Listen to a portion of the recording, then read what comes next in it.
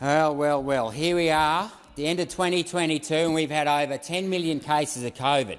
The Australian Health Department, of course, stopped counting around September sometime because I think it was getting too embarrassing to admit that despite with over 20 million people being vaccinated, over half the country had caught COVID. Whatever happened to protecting you? Whatever happened to protecting you? But we don't want to talk about that anymore. We'll just pull it off the website and not discuss it. We'll not discuss it. And then we've got the excess deaths that Senator Babbitt talked about before. We had 8,706 extra deaths last year, despite the fact that New South Wales locked down for 3 months. So in theory, the deaths should have been lower, like they were in 2020. But let's not count 2021 in the ABS figures, or sorry, 2020 they're not counting. Let's pretend nothing happened there. Almost 140,000 jab injuries. More than all the injuries reported from vaccines since 1971. More than all the injuries put together. You've got an injury rate that's 3 times higher, and yet the TGA don't want to look at the signal.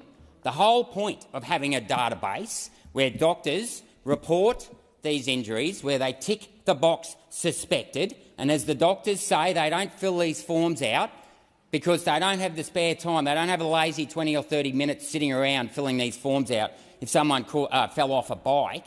No, they're ticking these boxes because they believe that the vaccine caused the injury that they are reporting. And yet the TGA want to pretend that there's nothing to see here. And why wouldn't they? Because Professor Skerritt is head of an organisation that is funded by Big Pharma. That is funded by Big Pharma. Now, if you want to talk about a conflict of interest, that's it. That's it. And these guys have no idea what they are talking about. I asked Professor Brendan Murphy, who was the Chief Health Officer at the time, whether or not he'd actually read the non-clinical report into the Pfizer vaccine. Guess what? He hadn't read it. Despite that, he'd been saying for the last a couple of days earlier that the spike protein wasn't in the blood. Well, had he read the report, he would have known that they never even tested the spike protein.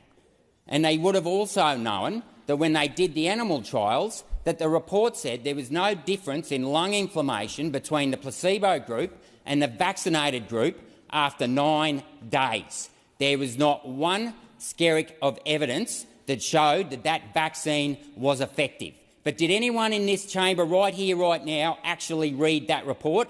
I bet you not. But you all went out there and said it was safe and effective where you didn't have a clue what you were talking about. And shame on you, because the law in this country, in the Australian Immunisation Register says you cannot be coerced into taking a vaccine, number one, and number two is that you need to be properly informed about what is in the vaccine.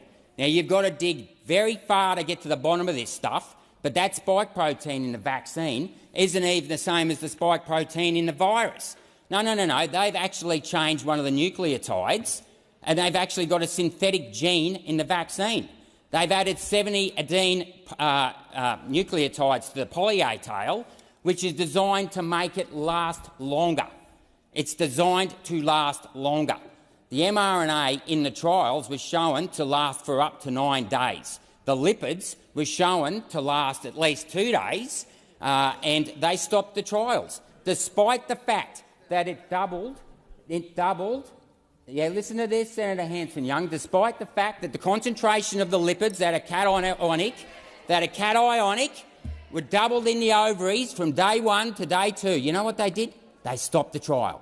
They stopped the trial and they went and told everyone that it just stays at the site of injection. Well, that was a blatant lie. If you want to talk about misinformation, go and check out page 44 of the Pfizer non-clinical trial report. It was released on the TGA FIO disclosure log 239-6. I've read it numerous times. And guess what? You should also read the top paragraph of page 8 that says that the study suggests that the spike protein can be either inserted into the membrane or secreted from the cell. Now, what does that tell you? I'll tell you what that tells you. It tells you that rather than actually killing the actual pathogen, which is what a normal vaccine would have done, this particular vaccine goes inside your cell, takes over the reproduction, the ribosomes, which is what produces the protein, and then starts producing more of the toxic substance. That is not the name of the game. You would want to actually kill the virus. You do not want to reproduce it. And of course, Brendan Murphy, the Chief Health Officer, claims that there's nothing to worry about. He never read the document. And then we've got Professor Kelly. Of course, he came out and made the bold statement that it stops transmission. Well, he was lying, because the FDA came out in December 20 and said that there was no evidence that the vaccine stopped transmission. And when I pressed him on it, there's no trials to show that there's any IgA in the mucosal system. Okay, you don't have to take my word for it. Go and speak to Robert Clancy, Australia's foremost immunologist and vaccinologist. Okay, he's retired. You can trust this guy. He's not on the take from Big Pharma or the big universities that aren't actually interested in research. They're just interested in lining their own pockets. And then, of course, we've got the vaccine injury scheme, which is just a joke. And today and last night and day after day for the last 15 months, I get contacted by people who have had their lives destroyed by this vaccine, a vaccine that the government said was safe and effective. And if that isn't bad enough, that these people, and I'm looking at you people in this chamber here today, didn't read the documents, that took over someone else's body because it suited your narrative, your command and control narrative, you showed no humanity. No humanity. There are people out there that have not only injured, they have lost their jobs and they cannot get medical support to help them. There are husbands and wives of injured couples who've had to quit their jobs to stay home and look after those people who are being injured, are in incredible amount of pain. And the fact that you're interjecting Senator Hanson-Young just goes to show the type of person you are. How dare you come into this chamber? How dare you come into this chamber and start mocking the vaccine injured? Senator Waters, your point of order. Senator Rennick, please sit down. Order. Senator Waters. Point of order, reflecting on another senator as well as being odious and tedious. Not the second part. Senator Rennick, just withdraw it to the extent that you made an adverse inference. Well, the fact that the Greens party can sit in that corner over there and mock and laugh the vaccine injured. These people aren't anti-vaxxers. They believed what the government told them, as I did when I first came to this place. But I can tell you what, it's nothing but a cesspit of lies in this place. But the fact that the Greens party think that they can just sit there and mock the injured. These people believed in the government. You want to talk about trust and transparency? Oh, yep, there's Senator Walters again mocking, going, come on. Maybe you should pick up the phone. Maybe you people should pick up the phone and talk to some of these people who have been injured.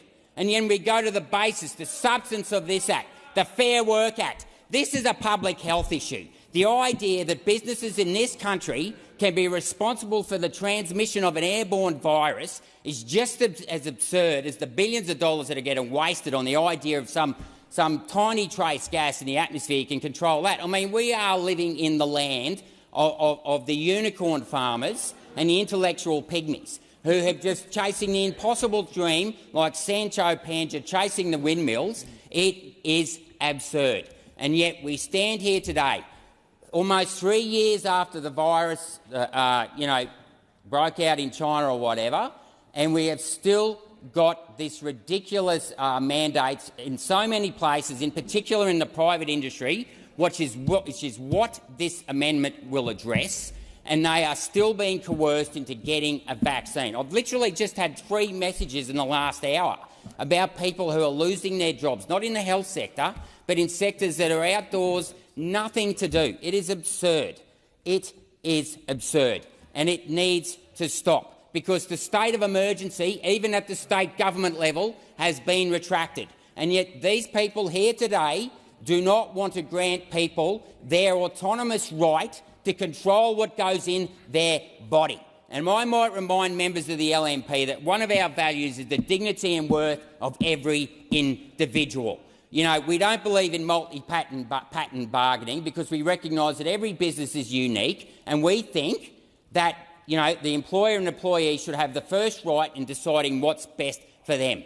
That is what we believe in empowering the individuals to make the decisions that suit their needs the best, and only the individual or the parent of the child can make that decision. But what we've got here today is typical command and control. We've got the Labor Party and the Greens protecting their own narrative that the government can save us. Govern me harder, Daddy.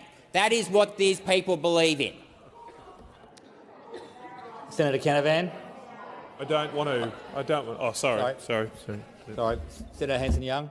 I move that the question be put and stop this rubbish. I'm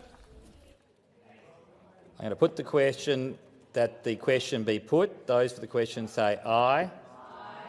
Against no. I think the ayes have it. Is division required? Division is required. Bring the bells.